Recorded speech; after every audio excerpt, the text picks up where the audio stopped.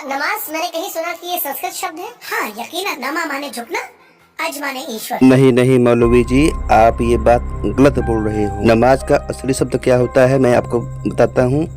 इस वीडियो को पूरा देखिएगा तभी आपको समझ में आएगा। अज का मतलब बकरा भी होता है, ईश्वर भी होता है, ब्रह्म भी होता है। यहाँ पे मैं आपकी बात मान रहा हूँ कि अज का मतलब ईश्वर होता है। बाकी आप सरासर गलत बोल रहे हैं। आप कुरान पढ़े हो, शायद संस्कृत व्याकरण नहीं पढ़े हो।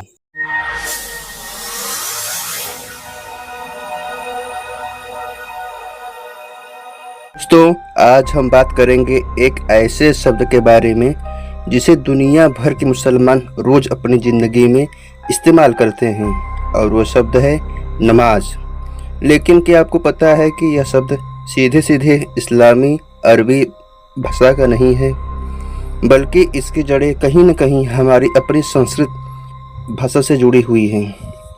तो आइए आज जानते हैं कि यह वाकई नमाज शब्द संस्कृत से आया है और इसकी असली कहानी क्या है।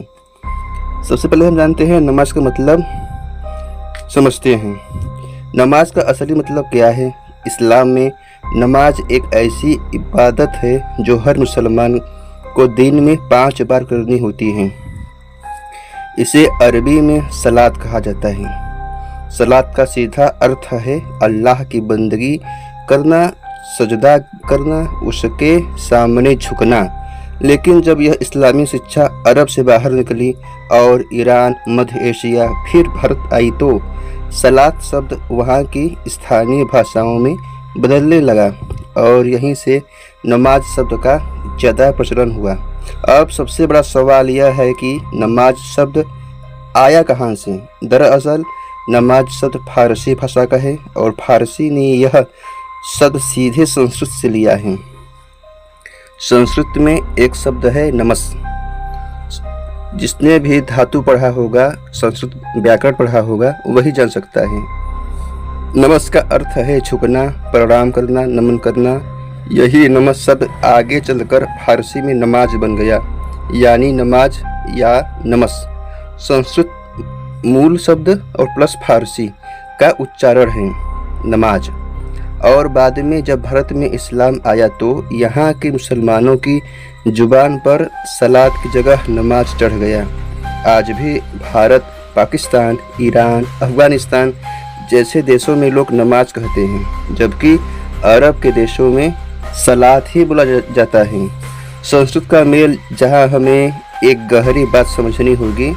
जब संस्कृत के नमस शब्द से नमाज बना तो यह सिर्फ शब्दों का मेल नहीं, बल्कि यह बताता है कि भाषाएं और संस्कृतियां आपस में कैसे जुड़ती हैं। यानी नमाज भले ही इस्लाम की इबादत है, लेकिन इसका नाम हमारी अपनी भारतीय परंपरा से जुड़ा है।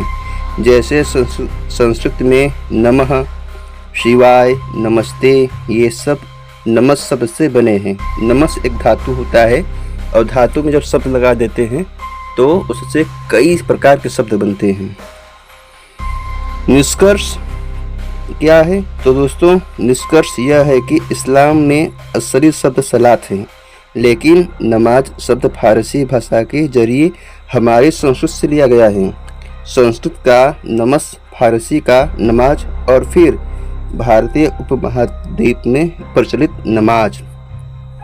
इसलिए तो कहते हैं कि संस्कृत सब भाषाओं की जननी है।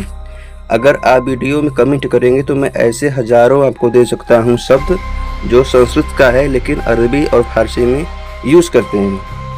यह जानकर हमें यह समझना चाहिए कि भाषाएं और संस्कृतियाँ हमेशा एक दूसरे से प्रभावित होती हैं। आज हम जिस भी धर्म या भाषा की बात करें उसमें कहीं न कहीं मेल मिलाप की कहानी छुपी होती है। तो अगली बार जब नमाज शब्द आप